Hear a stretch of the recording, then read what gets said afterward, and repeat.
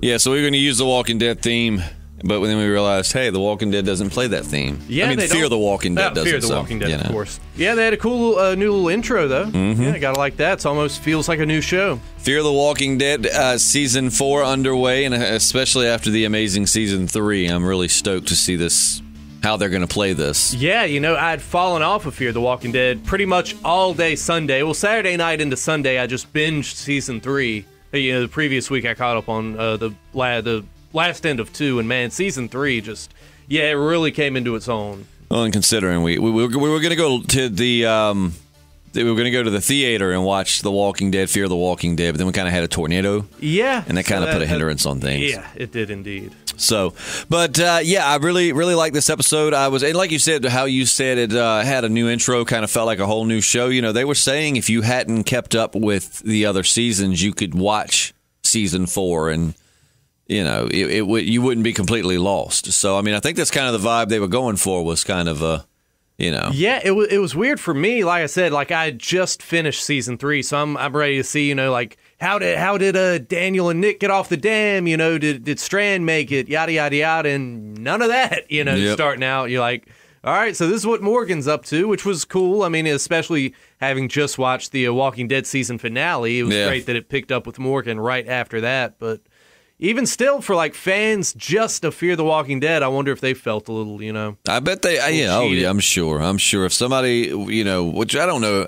I don't know if there's any fans exclusive to Fear. Right, I was going to say that have never watched The Walking Dead, but nonetheless, I mean, The Walking Dead has lost some viewership, so there probably are some people out there who don't keep up with The Walking Dead anymore, but they do watch Fear, and they were just kind of like, I don't care about it. Yeah, and speaking of being cheated, I wonder if the cast, all your main characters get 90 seconds of screen time in the season premiere. It'd be like The Walking Dead starting and we getting 2 Oceanside characters the whole time, and then finally Rick and them show up at the end, and you're like, what the hell? Well, I wonder if they were a little butthurt over that. Oh, who knows? But I'm excited for the season. Already off to a great start. I'm going to tell you, I really hope that there's nothing bad about this guy, but if you listen to our Walking Dead podcast, you know that I was a really big advocate for Garrett Dillahunt playing Negan. I remember that, yeah. And if you're looking at him as playing John Dory and going, oh, he would have been a terrible Negan. No, man, this guy is versatile. He could have completely switched from being the kind of innocent-seeming Southern guy to being the bat-wielding badass had he have wanted. But luckily, Jeffrey Dean Morgan was really good at it. But I'm really liking his character. You feel for this guy. When we find him, he's just kind of sitting by a fire, sad and alone, and then Morgan shows up, and he's like, I have a friend, and just will not leave Morgan alone. He's kind of like the puppy that follows you home, and finally you just keep it. Yeah, and Morgan's super grouchy. He could not have met Morgan. Well, I guess he could have met Morgan at a worse time when he was all murdery. But he just walked halfway. He drove some, but he just almost walked from Virginia to Texas. Yeah, pulled a real Forrest Gump. Just walking that poison out of his system, man. Again, it kind of reminds me of a recovering addict. It's just if I sit in one place, just sitting on my hands, some bad stuff is going to happen. Right. I'm just going to take off, I was pretty thrilled. I was pretty thrilled at the beginning of the episode how we had Rick, because, it was a straight-up crossover. We knew it was a crossover with Morgan coming to it, but it felt like, we actually saw, it's like I told Caitlin, I'm like, my girlfriend, I'm like, you forget, this isn't The Walking Dead. This is Fear the Walking Dead, and on the Fear the Walking Dead, there's Jesus, there's Carol, and there's Rick. So it was I thought it was really cool fanfare, at least. Oh, yeah, awesome. Were you a little let down that the helicopter didn't come into play? Yes, that made the most sense, man. We still don't know, going to The Walking Dead for a second, we still don't know what Jadis's connection to that helicopter is. And when he showed up at the end of the finale of The Walking Dead to Jadis's place, I thought, okay, here we go. He's going to say Rick mentioned a helicopter or something. And that's how it was going to happen. And maybe they just had enough fuel on board to get them to Texas. And, I don't know. But then when he basically tells Jadis, you go live with Rick, I'm going to stay here. Yeah. Maybe it's for the best. Generally speaking, people riding in helicopters don't fare very well on Fear the Walking Dead. Just, Travis.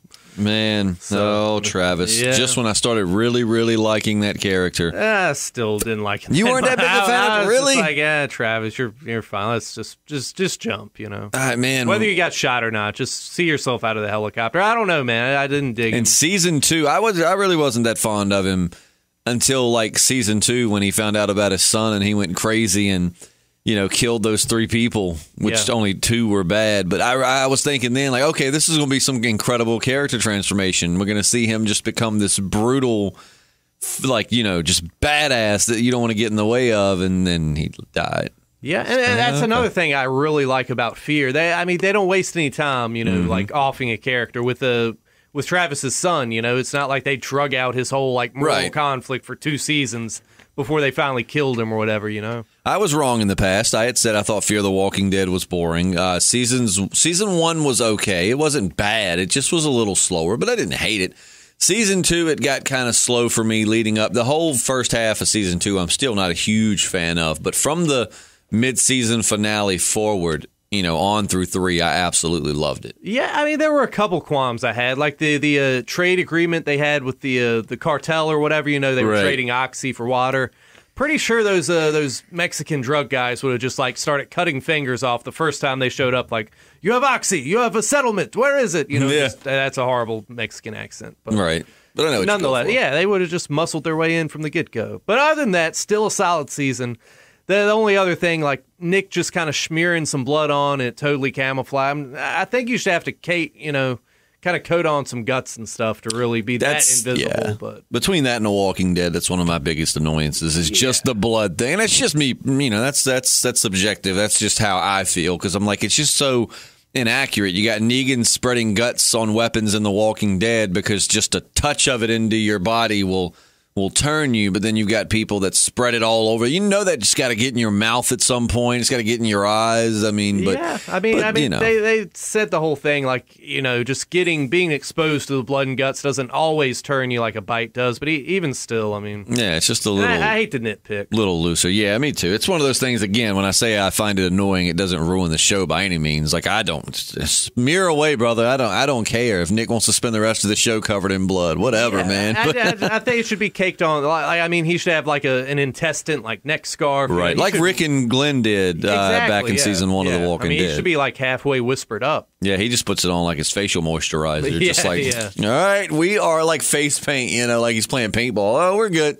Which maybe that's why his skin looks so incredible. Maybe maybe it really does have. What was that lady back in the day that used to kill young girls and smear blood all over herself trying to preserve her youth? She would bathe in the blood of young, attractive girls. I know what you're talking about. But they kind of played it off on American Horror Story. That was kind of Kathy Bates's character. Mm-hmm. She was just sadistic, but I think she was kind of based off of someone like that. But anyways, I really like this episode. I mean, like you said, I mean, I kind of was like, okay, well, where's Nick? Where's Alicia? Where's Strand? And why is he still alive? Because that would have been. You can't get rid of Strand. I mean, man. He is just too smooth. He is smooth. He's got an incredible voice too. I would love to have Victor Strand read me a bedtime story. He's got such a good. As someone that works in radio, like I'd hire him in a heartbeat. He's just got such a good voice. But I mean, and as far as the character and me saying why is he still alive, not saying I don't like the character, I do. But man, you just can never trust the guy.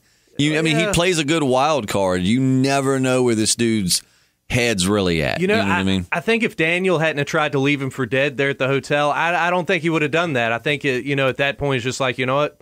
I'm going to make sure that, my friends are all right, but Daniel just, I'm taking your job. I'm bringing in these bikers, and that's how we're going to do things. I think he'd have done it regardless. I think he just wanted, it was too good of a proposition for him. He would be put in power. Yeah. No doubt he might have added Daniel to that keep him alive list. Had he not have left him, it might have been Madison, Nick, and Daniel.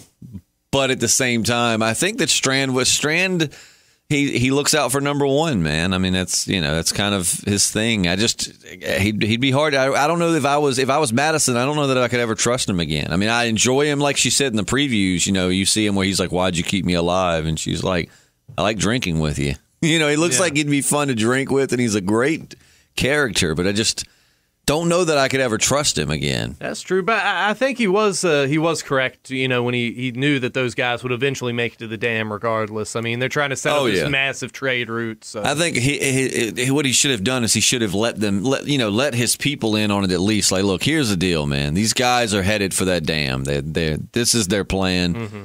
It's just the way he keeps everyone in the dark, but that's his character. When I talk about it, I'm not fussing about his. I'm fussing From the point of view of one of the people in the show with him. I mean, as a viewer, I love the character, but as someone in that show, I just don't know that I could trust him enough to keep him around. You feel a little betrayed. Yeah, I mean, I understand that. I like him though.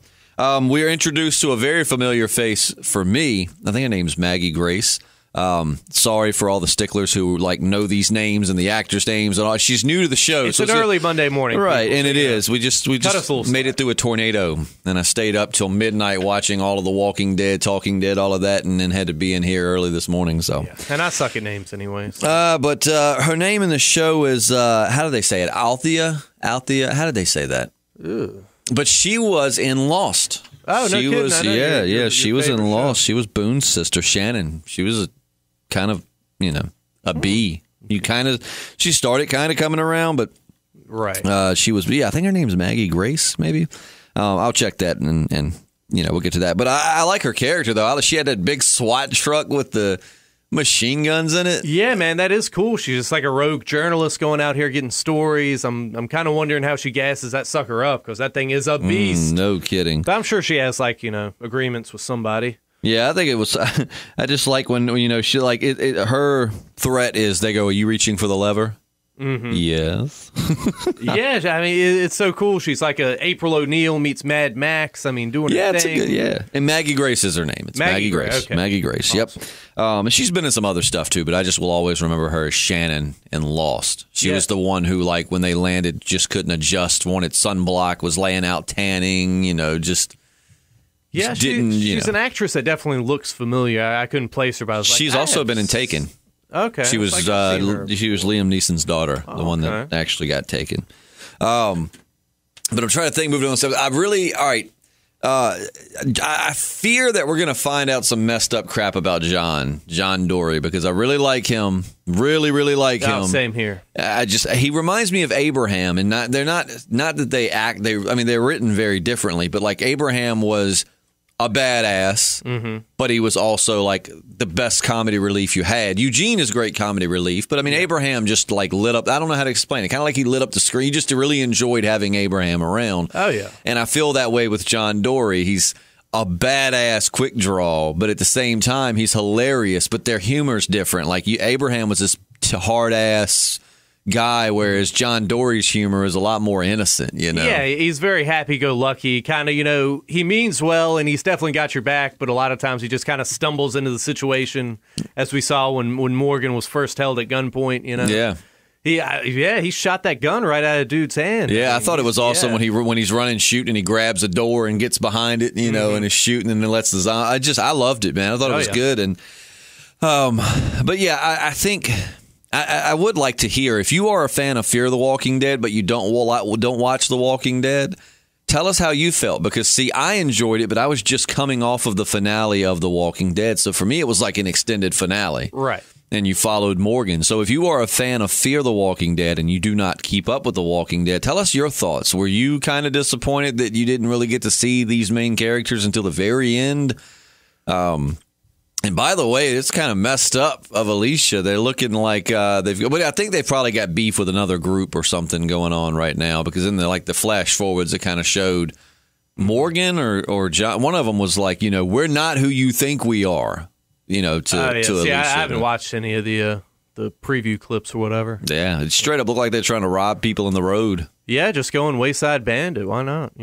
Out in Texas, why not be an outlaw? That's true. But it was interesting to see. Alicia definitely, she's become a bad. Nick has too. I really like the character of Nick, man. I really like that character. He's, but I like Alicia too. She just really especially towards the end of season 3, started kind of coming into her own as a character. She's a badass as it is, but I'm so glad she's not Proctor John's. I don't even know what you would call her because it wasn't like he was trying to have sex with her, but he just wanted to keep her kind of like a pet around him at all times. Yeah. Proctor John was definitely a creepy guy, but he just kind of wanted to have her as property. And this is a time jump, so we are a couple of years past the whole damn thing, right? Yeah. It's got to be at least a good year. I'm wondering whatever came of Proctor John. I feel like we haven't seen the last of him, or if he's dead, we'll see him again in flashbacks if they explain how they got rid of him. But he was I don't like him, which I guess makes him a really good villain, but I just do not like the guy. Yeah, he definitely doesn't have that Negan charm, like you love to hate him, you hate to love him, the whole thing. But I feel like he's almost got...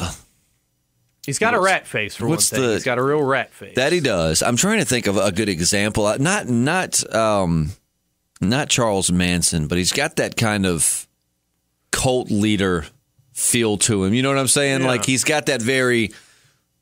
I don't know, like he attracts weaker-minded people because he sounds like he's got it together and he's kind of, or you know what I mean, like kind of, I don't know how to explain what I'm going at, but I mean, he played it very well. He's got like this hippie kind of cult leader type thing going on, but not a fan of him. Kind of wouldn't be too hurt if we didn't see him come back. Yeah.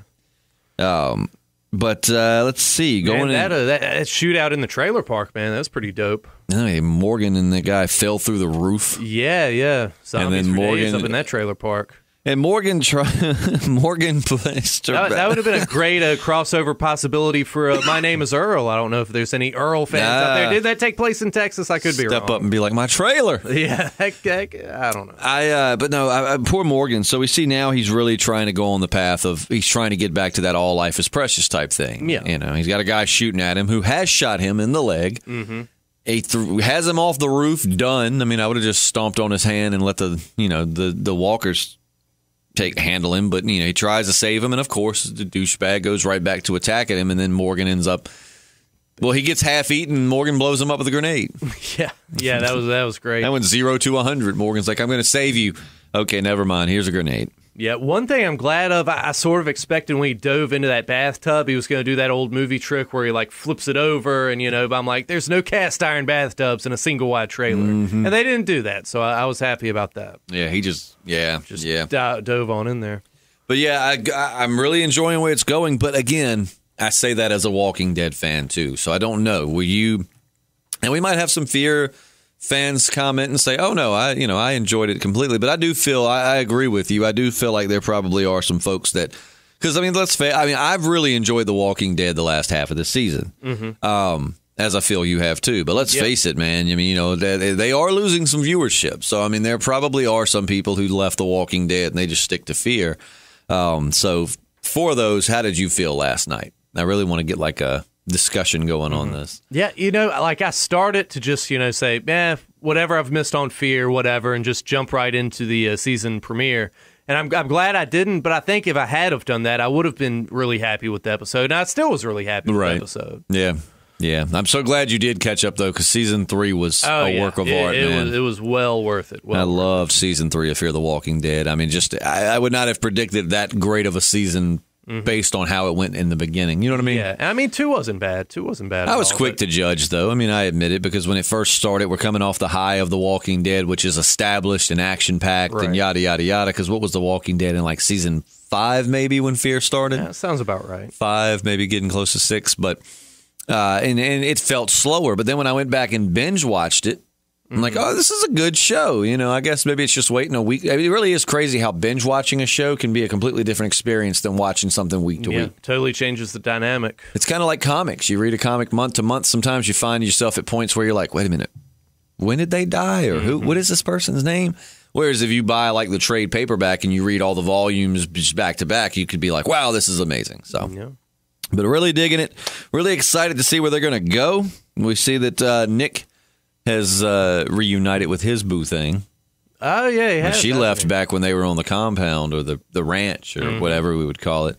And it seems like she's now back and all is well. Yeah, I'm really hoping they're going to go back to some kind of like farmhouse, and Madison and Daniel are going to be, waiting for them. Still haven't seen them, unless you've seen them in like a preview or whatever. But yeah, great episode. Really looking forward to where the season's going. The previews look awesome. I love the addition of Garrett Dillahunt. If you listen to our Walking Dead podcast, you know that I'm a big, big fan. He really wanted to play Negan. And of course, he didn't get it. But I was really disappointed that he wasn't going to be in the... Then I got excited because there was rumors that he was going to play Dwight. So I was like, oh, he'd be... Especially reading the comics. I was like, this guy would be a great Dwight. You know what I mean? He looks the part. He could...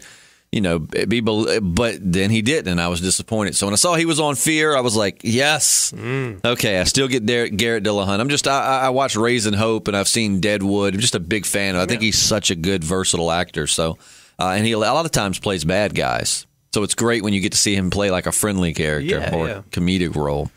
So the Little John to Morgan's Robin Hood. I don't know if that's a sound analogy or not, but I'm going with it. And we're going to let it stick, Yeah, and I hope we continue with these little interviews, these little video journal kind of things. Oh, yeah, they're cool. I was enjoying that. Yeah, very much so. But yeah, so that's kind of going to wrap that up. What did you think of Fear the Walking Dead Season 4 premiere? Did you like it? Were you kind of disappointed that you didn't get to see Nick and everyone until the end? How do you feel about Morgan crossing over? What do you think about John Dory? Do you love him as much as I do? Or do you... I fear that he's got some dark past or something that is... I hope it doesn't change the way we look at him, because I really like the character. Really like the character. But yeah, just give us your thoughts. We're just we're just trying to get a little discussion going on Fear the Walking Dead, and we'll be back. We will not stop halfway through this time, I promise. No, we're in it for the long. Promise. Enjoyed it, loved it. I'm sticking with it. Great show. Before we close out, JP, let's rate the episode. Oh, what are you going to give it out of a 5-star scale? Oh boy, I'll give it a solid. I want to go 3.5. Wow, that's lower than I would have thought. I want to go 4. I don't know. We'll go, let's up it to a 4. 4 was what I was going with, so we matched that time. Okay. Yeah, I mean, it was, it was really good, and I very much enjoyed it. It's kind of like the Walking Dead finale last night. It didn't completely blow my mind, but I very much enjoyed it, and I was very happy with it. So good, solid episode. We will see you next week, and also, if you are tuning into this before the other one, don't forget we also do a Walking Dead episode-by-episode review and discussion, which we'll have the finale for that up pretty soon as well. In the meantime, subscribe, we cover comics. There's a million things we want to do, and life keeps getting in the way, but I promise we're going to start adding more content. Yes. I've been saying it for a year, but it will happen. Naked dodgeball. We definitely were going to do some live podcasting last night on the way to the theater, because it's like an hour from here to see it, but then, like I said, a tornado came through and kind of threw everything off. Yeah. So. And I was installing a ceiling fan all day, too. That can be tricky. Yes, it can. No. Yes, it can.